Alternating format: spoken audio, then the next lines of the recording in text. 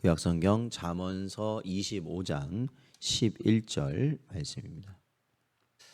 다 찾으셨으면 저희 함께 봉독하겠습니다. 경우에 합당한 말은 아로 새긴 은쟁반의 금 사관이라. 아멘.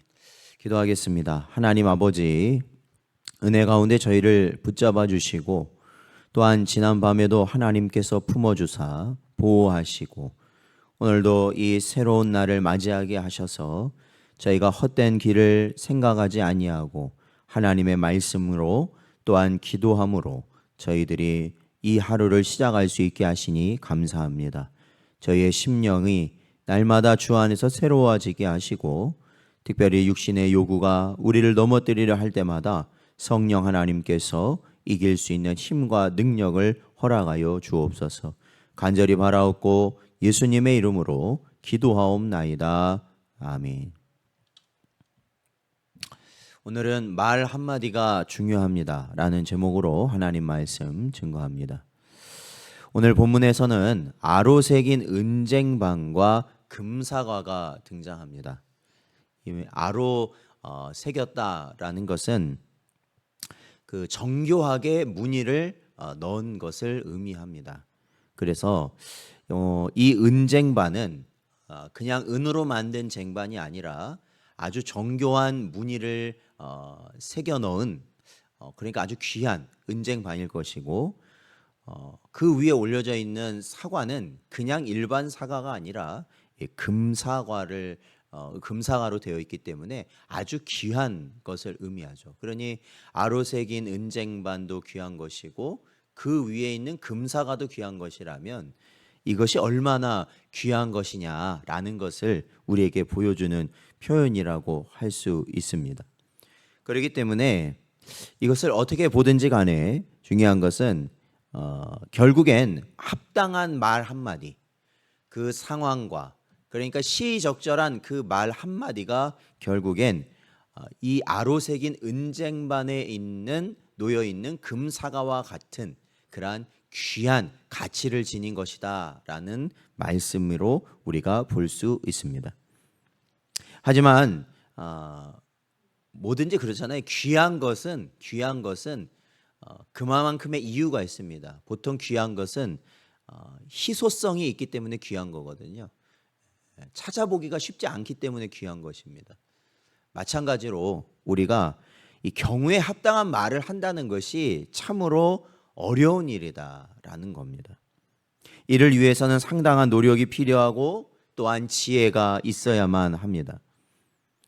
그러나 대부분의 사람들은 어떻게 말을 하느냐면 성급하게 말하고 혹은 때와 상황에 맞지 않은 말을 함으로써 오히려 문제를 더 복잡하게 만드는 말들을 대부분 하게 되는 것입니다. 그리고 이러한 점에서 우리 성도들은 더욱더 주의해야 할 필요가 있는 것입니다. 왜냐하면 이 성도랍시고 때와 상황을 고려하지 않고 그냥 어떻게 보면은 그냥 뭐 지나가는 것처럼 아니면 그냥 던지듯이 하나님의 말씀을 적용하는 경우들이 간혹 있습니다.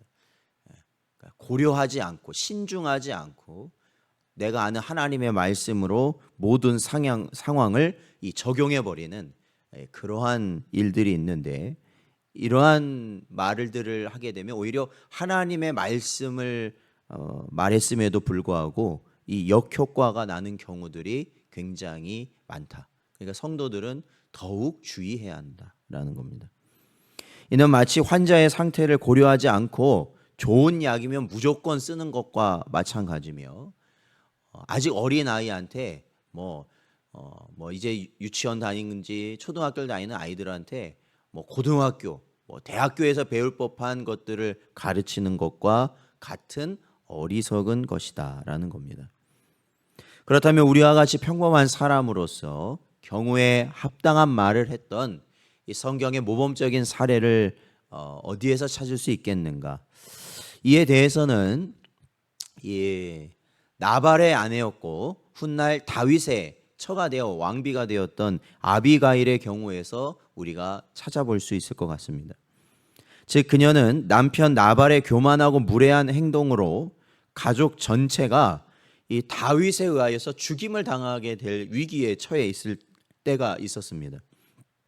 그리하였을 때 아비가일이 그 상황을 정확히 판단하고 적절하고 지혜로운 말로 다윗의 분노를 진정시킴으로써 가족도 구하고 다윗으로 하여금 불필요한 살인을 하지 않도록 하였습니다.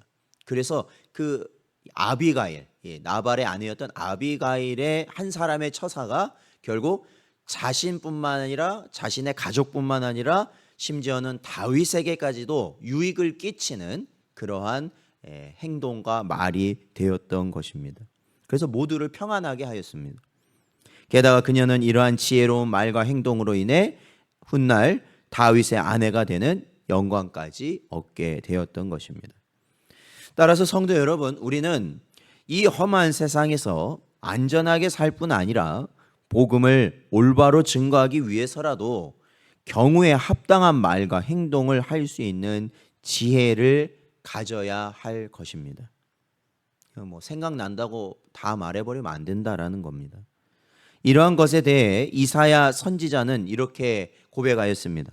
이사야 50장 4절 말씀을 보면 주 여호와께서 학자들의 혀를 내게 주사 나로 공고한 자를 말로 어떻게 도와줄 줄을 알게 하시고 아침마다 깨우치시되 나의 귀를 깨우치사 학자들 같이 알아듣게 하시도다라고 고백하고 있습니다.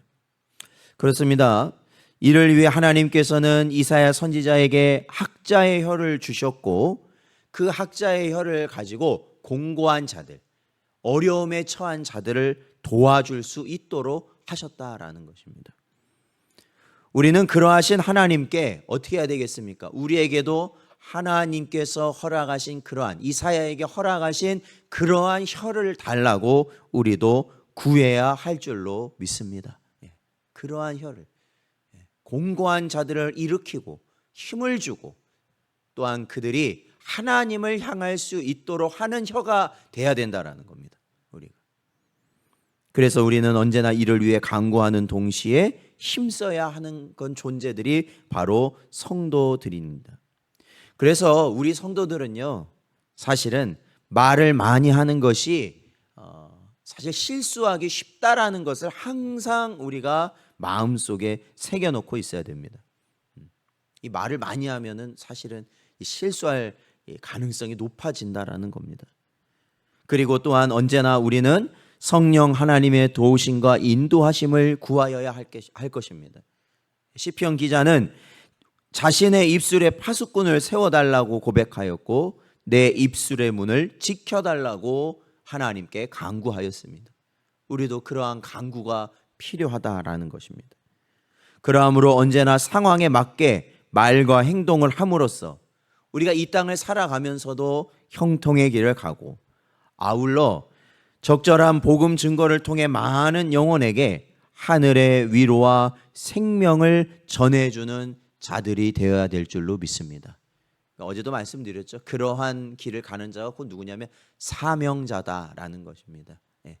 내 말을 하는 자는 사명자가 아니고요, 하나님의 말을 내 입을 통해 하는 자가 사명자다라는 것이죠. 오늘도 이 지혜의 말씀을 마음에 잘 새기시고 언제나 하나님의 그러한 은혜에 또한 하나님의 복음이 우리의 입술을 통하여 전해지는 놀라운 은혜가 있으시기를 주의 이름으로 축원드립니다.